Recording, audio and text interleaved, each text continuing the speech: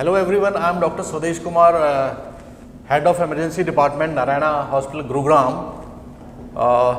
Today is World Stroke Day and so obviously we'll talk about stroke, although now many people are aware about this emergency, but still there are so many things which people would like to know. So उसी के बारे में हम आज बात करेंगे, stroke के बारे में. I have with me Dr. Sahil, who is a senior neurologist, and Dr. Tariq Mateen, who is a senior neurointervention consultant. So we'll be talking about stroke. ये stroke होता क्या है, first of all, इसके preventions क्या है, इसके risk factors क्या है, and especially आज के scenario में हम इसको कैसे deal कर सकते हैं, इसकी क्या क्या complications आजकल थोड़ा ज़्यादा बढ़ गई है, तो इसके बारे में हम बात करेंगे. तो डॉक्टर साहिल आपसे स्टार्ट करते हैं, आप क्या कहना चाहेंगे? Very rightly said sir. Stroke is basically time bound medical emergency और एक में से 4 लोगों को स्ट्रोक होना है लाइफ टाइम. स्ट्रोक का जो ट्रीटमेंट है वो डेफिनेटिव ट्रीटमेंट थ्रोम्बोलिसिस है और मैकेनिकल थ्रोम्बेक्टमी है. हमारे इंडिया में वैसे ही स्ट्रोक के डेफिनेटिव ट्रीटमेंट की जो परसेंटेज है वो बहुत लो है और कोविड के टाइम में ऐसा देखा गया है कि जो स्ट्रोक है वो पेशेंट्स में ज़्यादा हो रहा है और उसके जो ट्रीटमेंट है उसके लिए ट्रीटमेंट सीख करने के लिए लोग कम हॉस्पिटल पहुंच रहे हैं. तो हम basically stroke we want to make public stroke aware कि स्ट्रोक जो है वो नॉर्मली किस टाइप से होता है, किस किस टाइप्स के होते हैं, किस कारण होते हैं, उनके रिस्क फैक्टर्स क्या हैं और कोविड में वो कैसे डिफरेंट है. तो पहला सवाल तो ये आता है कि what is stroke. So basically stroke is a disorder that happens when the blood supply to a particular part of a brain is cut. When a blood supply to a particular part of a brain is cut, that area of the brain is not able to survive. Those dying cells produce symptoms which can come in the form of weakness of one side of the body, facial weakness, slurring of speech and vision problems, and then stroke is produced. So basically now we will discuss what are the types of stroke. Yes, I think that is a very people would like to know कितने तरह के stroke होते हैं. तो stroke doctor साहब कितने तरह के स्ट्रोक लोग जानना चाहेंगे कि कितना तरह के स्ट्रोक होते हैं? डॉक्टर साहब, स्ट्रोक या हम जैसे आम भाषा में पक्षाघात, पैरालिसिस, लकवा कहते हैं. जैसे डॉक्टर साहिल ने बताया कि दिमाग की नस, ब्रेन के खून की सप्लाई में गड़बड़ी होने की वजह से या तो वो बंद हो जाए या फट जाए. तो अगर बंद हो रही है तो हम उसे इस्केमिक स्ट्रोक, खून बंद होने की वजह से जो स्ट्रोक होता है पैरालिटिक स्ट्रोक, उसे इस्केमिक स्ट्रोक कहते हैं. जो 85% स्ट्रोक का कारण इस्केमिक स्ट्रोक है. फटने की वजह से जो खून बाहर निकल जाता है उसे हम हेमरेजिक स्ट्रोक या ब्रेन हेमरेज बहुत कॉमन भाषा में कहते हैं. ये 15% स्ट्रोक के कारण हैं. तो स्ट्रोक जो होगा वो इस्केमिक और हेमरेजिक, ये 2 तरह के स्ट्रोक होंगे. जी. तो डॉक्टर साहिल, जैसे कि डॉक्टर साहब ने बताया कि 2 तरह के स्ट्रोक होते हैं. एक तो जब ब्लड वेसल फट जाता है, ब्लड निकलने लगता है, हेमरेजिक स्ट्रोक, और जो एक नस ब्लॉक हो जाती है, इस्केमिक स्ट्रोक. तो इसकी क्या कुछ ट्रीटमेंट में कुछ डिफरेंस है? इस पर हम अप्रोच क्या है उसका ट्रीटमेंट का? हम जो फोकस कर रहे हैं आज की टॉक में वो हम इस्केमिक स्ट्रोक पे फोकस कर रहे हैं. उसका रीज़न ये है कि एक तो वो मेजॉरिटी ऑफ द स्ट्रोक्स हैं और वो टाइम बाउंड है कि जितना जल्दी स्ट्रोक का ट्रीटमेंट किसी को मिलता है उतना जल्दी रिस्पॉन्स आता है. अगर किसी आदमी को स्ट्रोक हो गया और उसको पहले 90 मिनट में ट्रीटमेंट मिलता है तो उसकी जो रिजल्ट्स हैं वो काफ़ी अच्छे हैं.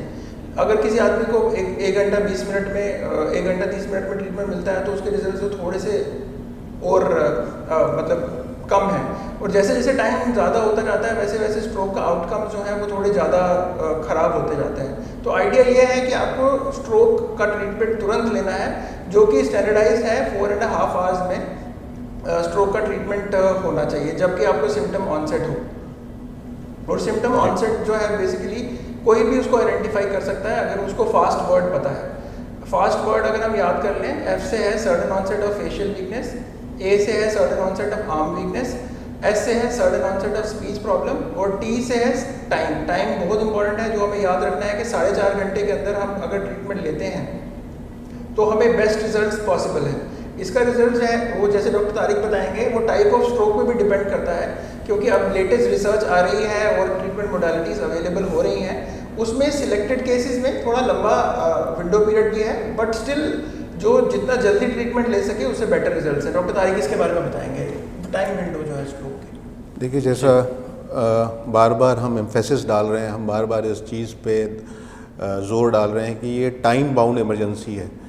तो जितनी जल्दी मरीज़ अस्पताल पहुंच जाए और स्ट्रोक केयर सेंटर पहुंच जाए, उतना अच्छा रिज़ल्ट आने की संभावना होती है, क्योंकि उतने हम ब्रेन के उतने सेल्स को बचा पाते हैं नस को खोल के, और उतना पेशेंट की फंक्शनैलिटी वापस आ पाती है। ब्रेन की जो नसें होती हैं वो उनके अंदर क्लॉट जम गया जिसकी वजह से ब्लॉक हो जाती हैं।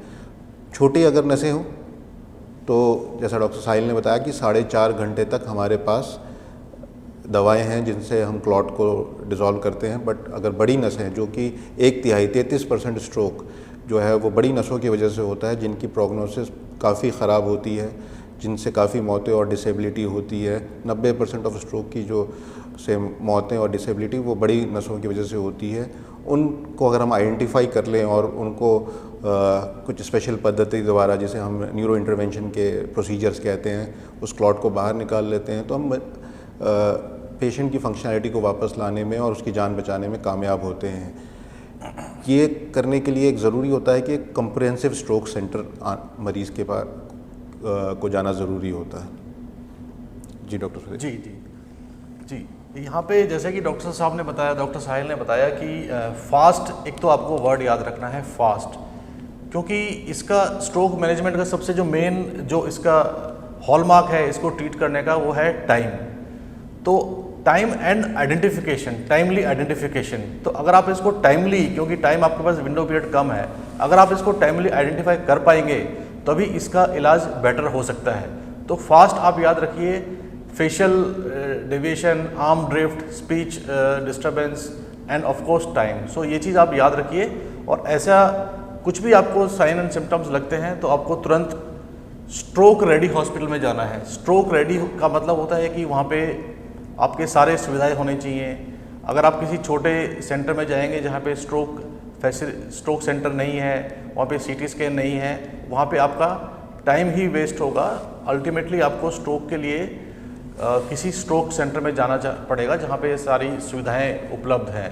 इसके अलावा मैं एक और चीज़ जो बताना चाहूँगा, आजकल क्योंकि ये मैंने खुद नोटिस किया कि किसी ने मेरे को फ़ोन किया कि डॉक्टर साहब गांव में कोई ऐसा हादसा हो गया है कि उसको एक साइड कमज़ोर हो गई है, तो हम तो उसको, वो ऑलरेडी उसको लेके जा चुके थे कहीं पे किसी ऑल्टरनेटिव मेडिसिन के सेंटर में, जो कि वहाँ से काफ़ी दूर था। वहाँ तक जाने में ही करीब 3 घंटे लगे, और जब तक वहाँ हमें पहुँचे तो थोड़ा उनको ऑलरेडी नुकसान हो चुका था और अल्टीमेटली वो उसका मदद नहीं कर पाए। तो सही जगह पे जाना बहुत ज़रूरी है, ये मैं आपको इस माध्यम से बताना चाहूँगा। जी, एक इसमें मैं ऐड करूँगा। जी, देखिए, अभी भी हम स्ट्रोक ट्रीटमेंट के मामले में इवॉल्व कर रहे हैं। जो हमारा पब्लिक हेल्थ सिस्टम है, जैसे आप लोगों को सबको ज्ञात होगा कि हमारा पब्लिक हेल्थ सिस्टम अभी भी इवॉल्व कर रहा है, चीज़ें और बेहतर होंगी, उम्मीद करते हैं आने वाले समय में।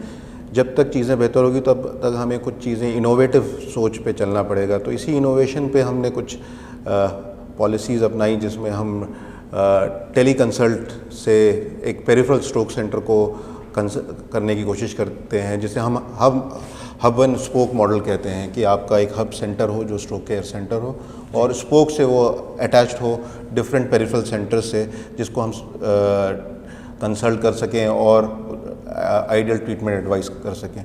लेकिन एक बहुत ज़रूरी चीज़ है, स्ट्रोक का ट्रीटमेंट बग़ैर सीटी स्कैन के शुरू होना असंभव है। जी, जब तक सीटी स्कैन नहीं होता तब तक हम किसी तरह का भी स्ट्रोक का ट्रीटमेंट, चाहे वो हेमरेजिक हो, इस्केमिक हो, या स्ट्रोक है या नहीं है, इस चीज़ के बारे में कोई डिसीजन नहीं ले पाते। जी जी, ये सही है। यही मेन डिफरेंस है हार्ट अटैक और ब्रेन अटैक में। हार्ट अटैक में जब भी कोई हार्ट अटैक हो, अगर वो कहीं दूर एरिया में है, फार फ्लंग एरिया में है, चेस्ट पेन है, रेडिएटिंग चेस्ट पेन है, डायफोरेसिस है, तो टिपिकल सिम्टम्स है चेस्ट पेन के। अगर सुविधाएं उपलब्ध नहीं है तो आप एस्पिरिन की गोली खा सकते हैं। लेकिन ब्रेन में ऐसा नहीं है। ब्रेन में अगर आपको एक तरफ की वीकनेस हुई, फेशियल प्रॉब्लम हुई, तो आपको ये नहीं पता कि वो ब्लीडिंग की वजह से हुई है या वो क्लॉटिंग की वजह से हुई है। और अगर गलती से हमने किसी फार फ्लंग एरिया में किसी ने एस्पिरिन ले लिया और वो ब्लीडिंग की वजह से हुई तो वो हालत और ख़राब कर सकती है। तो किसी भी पेशेंट को अगर स्ट्रोक होता है तो उसके लिए सबसे इम्पॉर्टेंट चीज़ है, सबसे पहले बिना टाइम वेस्ट किए वो एक बारी सीटी स्कैन करा दे। वो सीटी स्कैन में जब ये क्लियर हो गया कि वो ब्लीडिंग नहीं है, वो क्लॉटिंग वाला स्ट्रोक है, तो वो जो उसकी मैनेजमेंट है वो थोड़ी सी और स्ट्रीमलाइन हो सकती है और रिजल्ट जो है वो और अच्छे से देखे जा सकते हैं। जी, ये बहुत अच्छा डॉक्टर साहब ने बताया कि आप अगर किसी को हार्ट अटैक होता है तो उसमें एस्पिरिन आपका मदद कर सकता है, लेकिन ब्रेन स्ट्रोक में वो आपके ट्रीटमेंट के विपरीत जा सकता है। अगर आप एस्पिरिन का टैबलेट ले लेते हैं तो आपको सबसे पहले सीटी स्कैन ही कराना पड़ेगा, उसी पे आपका डिपेंड करता है आगे का ट्रीटमेंट जो होता है। और मैं इसमें एक और चीज़ ऐड करना चाहता हूँ कि जो स्ट्रोक रेडी सेंटर्स हैं जो कि बेसिकली अभी जो है वो बड़े सिटीज़ में ही अवेलेबल हैं। तो स्ट्रोक रेडी सेंटर क्या है? हर व्यक्ति को अपने ऑफिस के पास, अपने घर के पास एक स्ट्रोक रेडी सेंटर को आइडेंटिफाई करके रखना है, क्योंकि स्टडीज़ ये कहती हैं कि 1 में से 4 आदमी को स्ट्रोक होना है।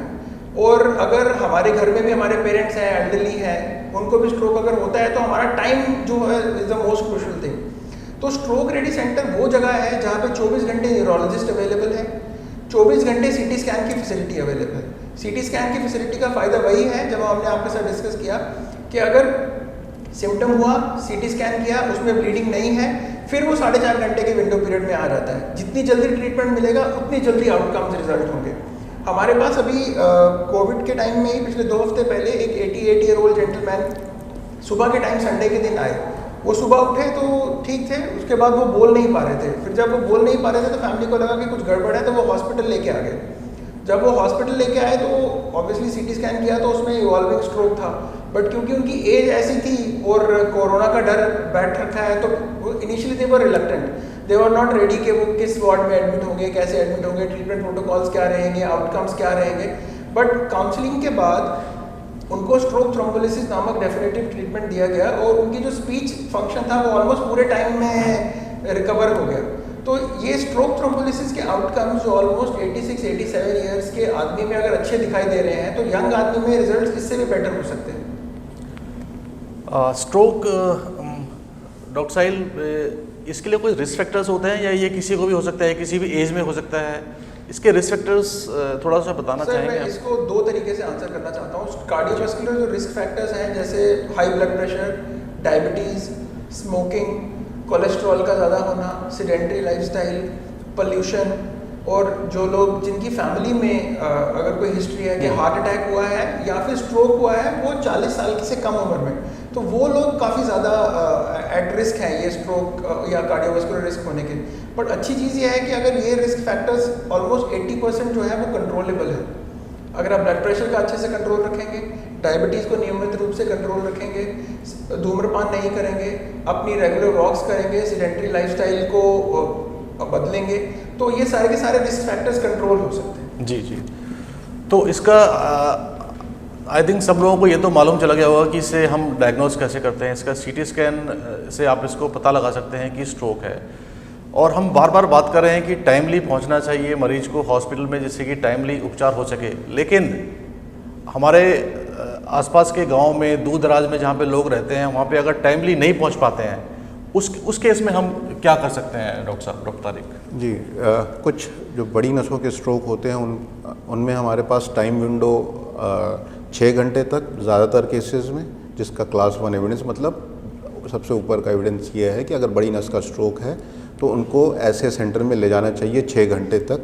और स्पेशल केसेस में जो हमारे पास कुछ स्पेशल इमेजिंग की टेक्निक, सीटी स्कैन की नई पद्धतियाँ या हमारे द्वारा हम देख सकते हैं, कुछ केसेस में हम 24 घंटे तक इंटरवीन कर सकते हैं। तो ये उन मरीज़ों के लिए काफ़ी लाभदायक होता है जो काफ़ी दूर दराज एरिया में रहते हैं, जिन्हें कम्प्रीहेंसिव स्ट्रोक सेंटर पहुंचने में समय लगता है। तो इनको हम कनेक्ट करके रखते हैं अपने स्पोक के साथ कि उनका शुरुआती इलाज शुरू हो जाए और उनको कॉम्प्रिहेंसिव स्ट्रोक सेंटर भेजने की कोशिश की जाए।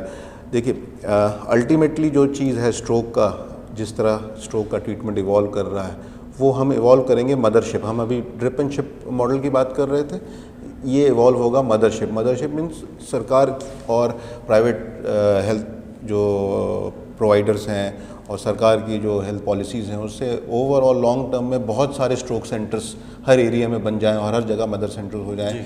जो स्ट्रोक ट्रीटमेंट की डेफिशिएंसी है, जैसा अभी हमारा डिस्कस हो रहा था, डॉक्टर साहिल ने बताया कि ओनली 0.5% लोगों को एक्यूट स्ट्रोक का ट्रीटमेंट मिल पाता है, मतलब 99.5% लोगों को स्ट्रोक का ट्रीटमेंट नहीं मिल पा रहा।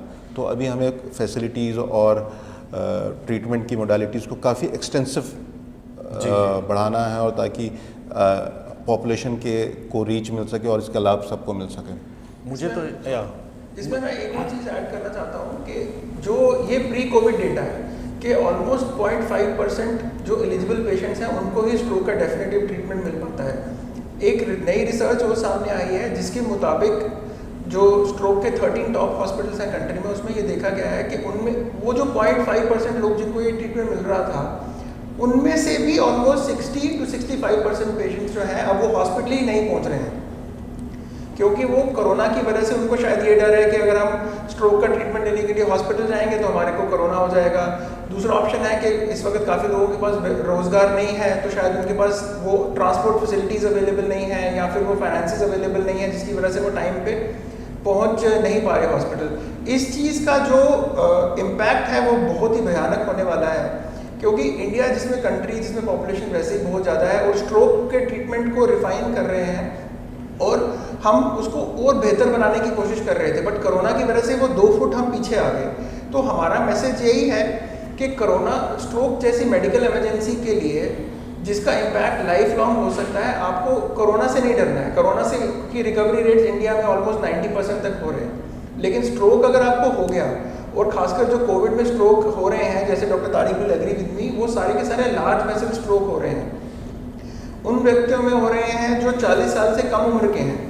तो जो लार्ज वेसल स्ट्रोक है वो तो केमिकल थ्रोम्बोलिसिस से भी पूरी तरीके से नहीं खुलते, वो तो तभी खुलेंगे अगर वो मेजर आर्टरीज से उनकी मैकेनिकल थ्रोम्बेक्टमी की जाए। वो तभी पॉसिबल है अगर हम अपना डर भगा दें और अंडरस्टैंड करें कि ट्रीटमेंट सही क्या है, सही हॉस्पिटल में जाएं और सही तरीके से ट्रीटमेंट लें।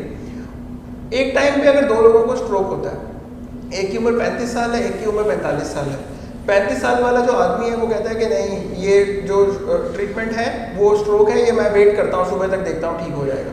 दूसरा आदमी है 45 साल का, उसको स्ट्रोक हो गया, वो तुरंत हॉस्पिटल में पहुँच गया, उसको डेफिनेटिव ट्रीटमेंट ऑफर किया और वो 24 घंटे में इंप्रूव कर गया। लेकिन जब वो 35 साल वाला आदमी, उसको जब 12 घंटे के बाद देखा कि उसकी वीकनेस बढ़ गई है, वो फिर अगर हॉस्पिटल आता है तो वो बेनिफिट नहीं ले सकता जो कि वो पहले जल्दी हॉस्पिटल पहुँच के ले सकता है। तो हमारा स्ट्रेस बार बार यही रहेगा कि identify stroke, do not waste time at home and reach a stroke ready centre in time.